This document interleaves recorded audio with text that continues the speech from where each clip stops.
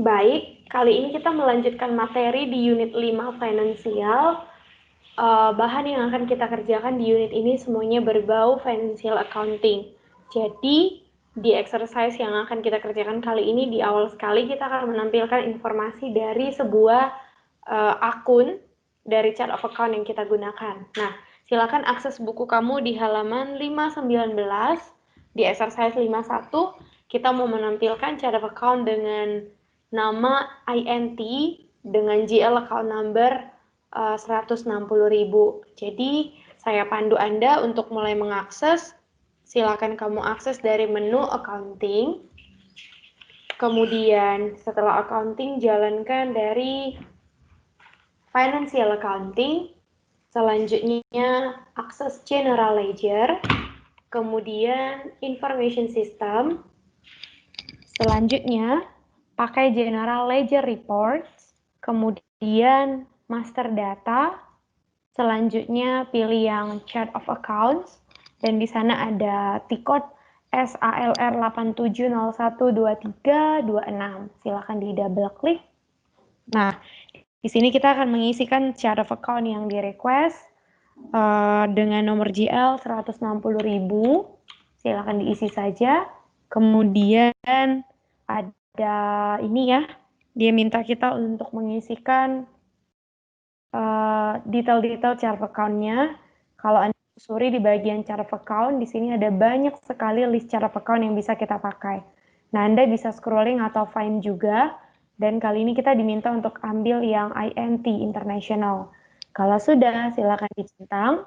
Dan kamu diminta untuk menjawab soal nomor 2, diminta untuk menjelaskan apa sih deskripsi dari chart of account yang kita gunakan saat ini.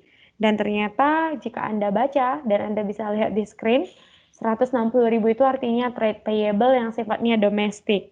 Kemudian ada pertanyaan di nomor 2, apakah dia ini akun profit and loss statement atau mungkin balance sheet. Nah, jadi di sini cara untuk mengeceknya kita bisa double klik di nomor yang 160.000 dan kamu bisa cek di form berikutnya bahwa ternyata tipenya itu adalah balance sheet account, bukan PL statement. Kira-kira seperti itu. Jadi untuk exercise 51, kalau untuk mengecek jenis tipe dokumen kita apa, silakan akses dari si chart of account dan akses untuk bagian more detail. Nah, kita lanjut ke exercise 52. Di exercise 52 ini kita melanjutkan proses pembayaran hutang kepada si vendor. Namun sebelum kita bayar, kita harus view dulu list vendor yang sedang open item. Open item itu berarti yang kita belum bayar atau belum lunasi hutang ke mereka. Jadi, kamu boleh akses panduannya di halaman 522 ataupun di 521 ya. Dan kalau kamu perhatikan di sana, informasi yang harus kita masukkan adalah informasi dari vendor yang valid yang kita sudah pernah bertransaksi sebelumnya. Jadi sekiranya aktivitas procurement kamu masih bermasalah, maka tidak akan pernah bisa memproses yang namanya outgoing payment untuk item yang ada di exercise 52. Baik, saya pandu.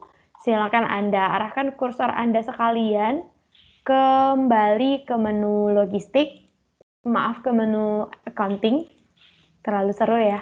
Masuk ke accounting, kemudian financial accounting, selanjutnya account payable atau hutang, dan akses di bagian account.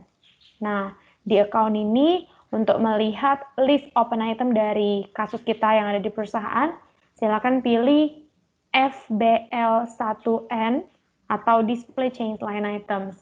Nah, di sini kamu harus mengisikan nama dari vendor yang pernah kamu gunakan. Berarti sebelumnya kita pernah pakai Baltus. Misalnya saya pakai F pagar-pagar di company code 1000 contohnya. Selanjutnya ada keterangan di sini di bagian normal item itu dibiarkan tercentang saja untuk tipenya.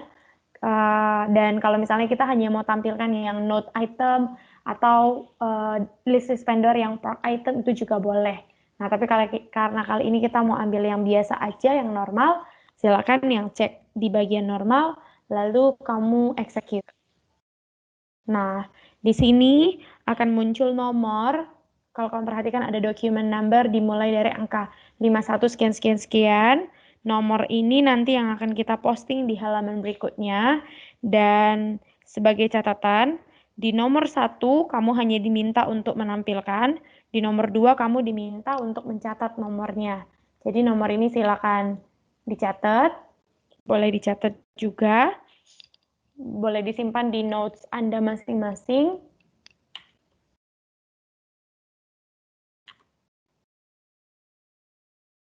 Oke, kalau sudah, nanti silakan lakukan posting mengikuti data yang ada di halaman 523.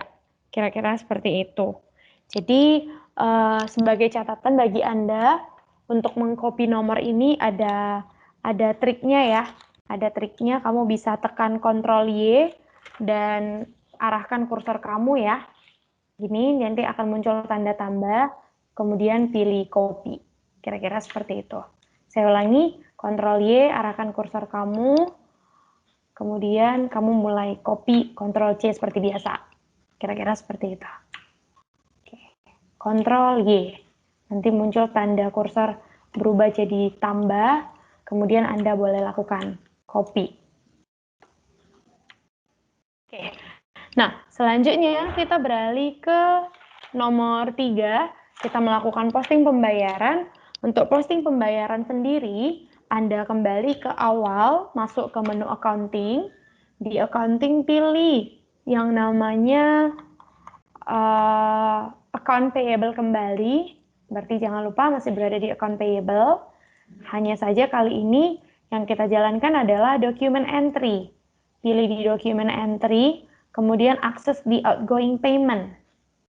Oke, document entry, kemudian akses di outgoing payment, dan perhatikan di sini ada beberapa tiket yang kamu bisa pakai. Kalau ingin membayar atau ngepost plus mencetak form, boleh pakai F58, tapi kalau hanya ingin melakukan posting saja, gunakan F53. Nah, di sini masukkanlah nomor dokumen kamu yang sebelumnya kamu sudah copy di tahapan sebelumnya. Kemudian amount-nya jangan lupa, bagi yang melupakan amount, kamu boleh cek lagi ya, tadi pakai si FBL1N, sekiranya lupa nominalnya berapa, gunakan FBL1N, cek nominal yang mau dibayarkan berapa. Untuk buka sesi, mungkin boleh ini ya, boleh diperhatikan dulu koneksinya supaya tidak lambat. Kebetulan di tempat saya kali ini agak lambat.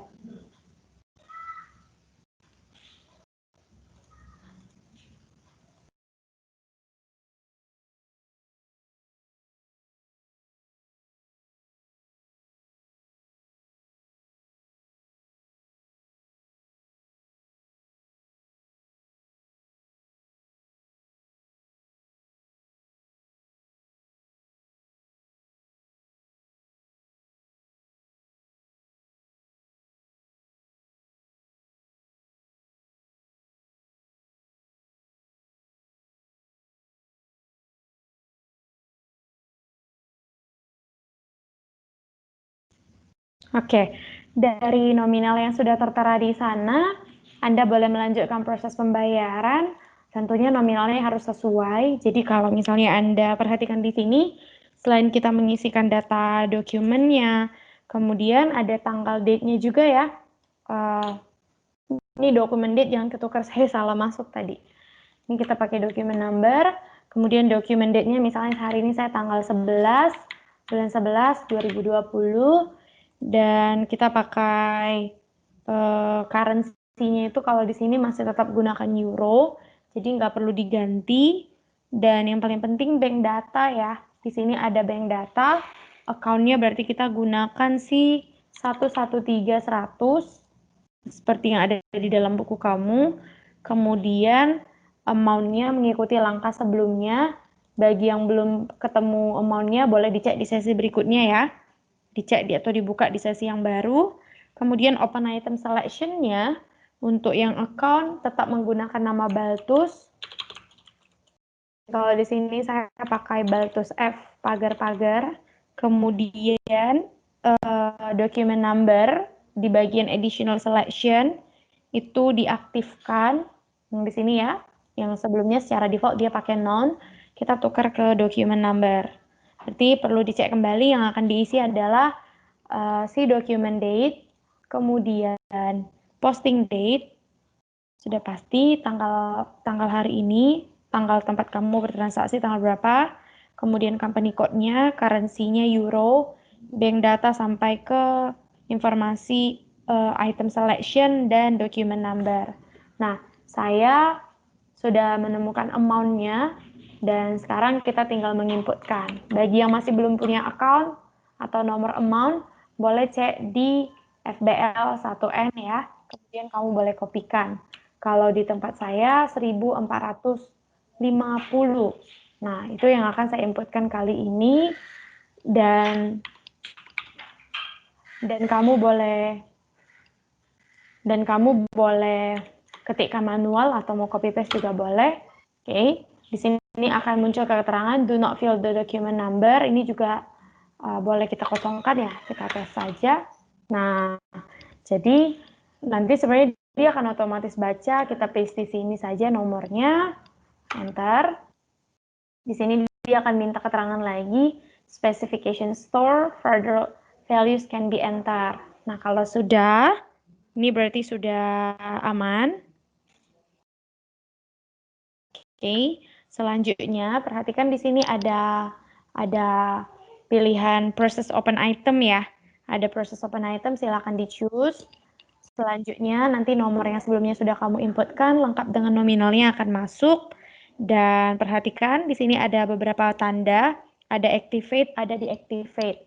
Yang mirip seperti icon lampu ya, ada cahaya-cahaya seperti itu atau light lah kalau saya bilang.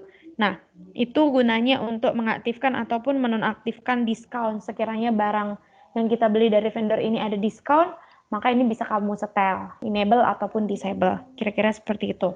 Kalau sudah, Anda tinggal save saja dan lakukan posting untuk melakukan pembayaran.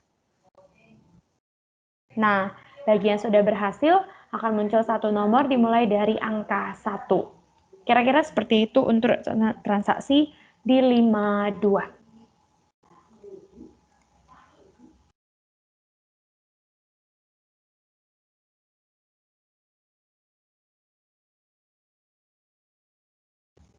Oke, berikutnya kita masuk ke transaksi di exercise 53. Anda boleh kembali ke awal.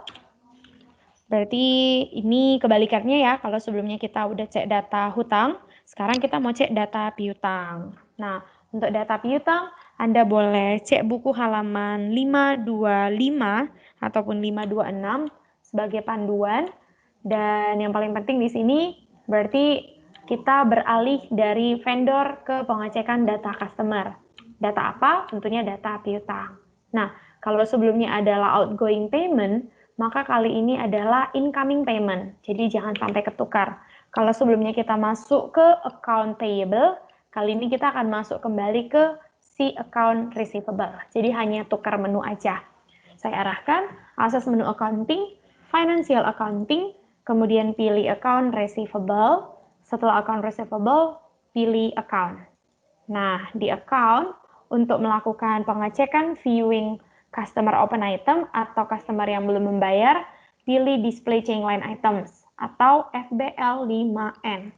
Silahkan di double klik atau enter dan sama persis seperti menginputkan data vendor, isikanlah nama customer kita. Berarti saya contohkan punya saya pakai Rohret F pagar-pagar untuk company code 1000. Tipe customer-nya juga yang normal aja karena sebelumnya saya tidak ada melakukan pengaturan untuk parking, note, dan sejenisnya. Kalau sudah execute, kemudian kalau masih ada item yang kurang, di sini biasanya akan muncul pesan no item selected. Nah, jadi harus benar-benar diisi dan pastikan bahwa customer tersebut memang ada transaksi. Kalau misalnya tidak ada transaksi, maka tidak ada yang mau ditampilkan. Kira-kira seperti itu. Sekiranya nanti Anda ada muncul pesan yang sama, maka cek kembali apakah memang benar good issue kamu sudah selesai atau tidak. Nah, Saya contohkan misalnya kali ini saya ganti batch ya, saya pakai batch B pagar-pagar, kemudian execute. Nah, di sini juga muncul pesan no item selected atau see long text. Jadi semua ini harus sesuai dengan isian dari data customer yang sebelumnya ready di tempat Anda. Kalau kebetulan data customer-nya belum ready atau customer-nya ternyata kamu belum pernah urus, maka tidak akan ada yang kamu bisa kerjakan ketika ngecek yang namanya customer line item ini. Jadi saya ulangi, pastikan bahwa transaksi di customer-nya sudah selesai dan isian untuk company code dan normal itemnya juga sudah pas. Kira-kira seperti itu. Jadi untuk kali ini kita misalnya cek yang open item ya. Untuk yang open item, untuk si rare. Saya coba cek dulu satu customer yang misalnya ready. Rare pagar-pagar. Tidak ada. Saya ganti pakai batch rare pagar-pagar. Saya tukar dulu. Oke. Ternyata di transaksi sebelumnya untuk batch B ataupun F saya belum ada transaksi, tapi begitu saya tukar ke pagar-pagar, di sini ada dua hal yang harus saya bayarkan, yaitu transaksi tanggal yang tercatat di tanggal 30 Oktober, ada dua ya, ada yang 4082 juga, ada yang 4082, tapi sebanyak dua transaksi atau dua dokumen number. Nah, ini sama tadi kamu boleh kontrol Y, copy nominalnya, 8.165. Kalau sudah, Anda tinggal melanjutkan soal nomor 3, melakukan pembayaran melakukan proses incoming payment, bukan pembayaran ya, tetapi memverifikasi pembayaran. Jadi kembali ke accounting, kemudian masuk ke financial accounting, selanjutnya akses di customers, karena kali ini kita bermain-main dengan customer, berarti jangan lupa masih berada di account receivable. Kemudian setelah di account receivable, berarti pilih di document entry. Setelah di document entry, pindah ke incoming payment. Jadi sama persis seperti ketika kamu melakukan verifikasi pembayaran ke si vendor. Nah, bagi kamu yang ketinggalan tiketnya berarti perhatikan, Anda boleh cek di status bar juga. Tiketnya di sini adalah seperti yang tertera di layar, kamu bisa baca sendiri, atau kalau bagi yang ketinggalan, saya ulangi, akses dari accounting, financial accounting, account receivable, kemudian document entry. Oke, kira-kira seperti itu, atau posting di F28 untuk incoming payment. Nah, jadi di incoming payment ini, sama ya, kita juga ngecek tadi dokumen date-nya, misalnya tanggal hari ini saya bekerja, kemudian dokumen number boleh dikosongkan karena kita juga bisa tampilkan semua atau satu persatu nanti di bagian isian. Dan yang paling penting account-nya ya, account si customer jangan sampai salah. Kalau di sini kita mau gunakan yang account yang sudah tersedia di dalam buku kamu di halaman 524, berarti pakai 11.300 juga. Dan yang paling penting di sini amount-nya tadi cek lagi ya, jangan sampai ketukar. Kalau punya saya tadi 8.165. Untuk tanda koma, tanda titik itu sensitif, jadi diperhatikan 8.165. Sebenarnya kalau Anda nggak mau proses juga boleh aja sih, karena nanti begitu Anda proses open item, isiannya akan terlihat. Nah, kalau di sini amount is zero, line item will be ignored, dia hanya mengkonfirmasi bahwa Anda belum menginputkan nilai amount. Tapi kalau mau inputin di awal, juga sah-sah aja. Kalau punya saya 8.165, kalau sudah boleh proses open item. Dan di sini juga dia akan cerita no account specific. Itu artinya Anda harus mengisikan informasi-informasi account untuk lebih rinci. Kalau mau diabaikan juga boleh. Dan yang paling penting di sini ya, untuk additional selection-nya kita pakai yang document number juga. Jadi jangan ketukar karena kita menggunakan si document number yang di sini tadi. Kalau misalnya udah keburu sempat enter, ini kamu masih bisa change lagi. Kamu masih bisa cek lagi ya. Masih bisa cek, kemudian cek lagi nanti, dan Anda boleh melakukan editing kembali.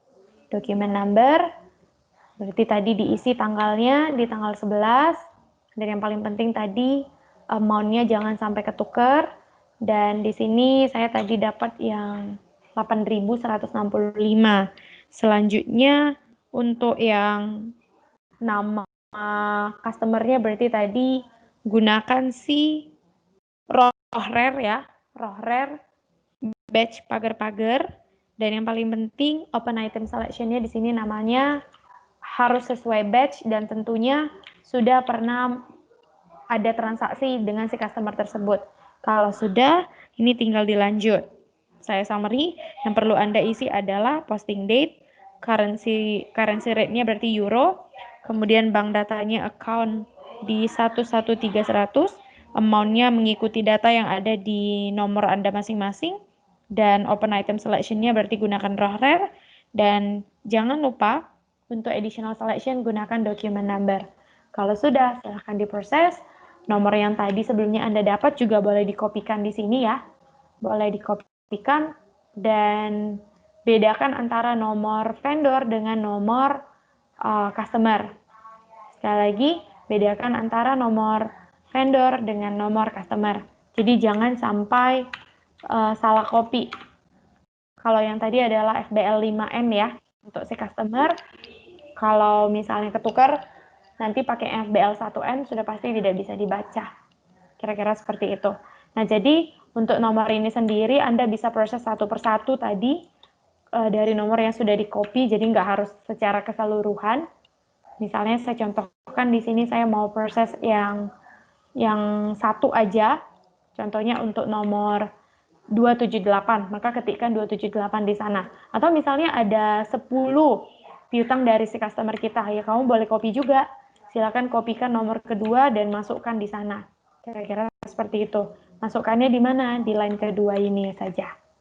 Gitu. Tapi misalnya saya mau bayar satu aja nih, yang nomor 78. Ini saya kosongkan, kemudian proses open item, dan nominalnya itu akan tertera seperti yang ada di data open item customer. Jadi kalau misalnya ada diskon atau tidak ada diskon, kasusnya masih mirip, Anda boleh activate ataupun deactivate itemnya. Berarti kalau misalnya kamu mau pakai diskon, ini deactivate. Kalau misalnya tidak mau pakai diskon, silakan di deactivate. Nah, kasus kita kali ini kita misalnya mau tidak pakai nih, makanya deactivate. Kemudian kalau misalnya mau activate, silakan deactivate. Nanti di sini ada perbedaan nominal, ada keterangan assign ataupun not assign. Kira-kira seperti itu.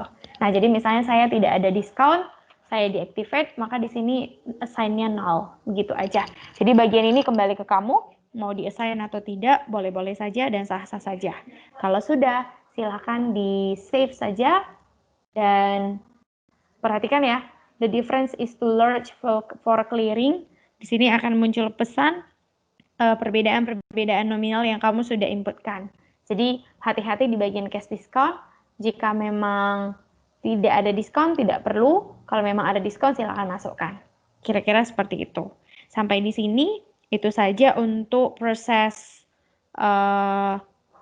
pembayaran open item di kasus customer ataupun transaksi sales order management.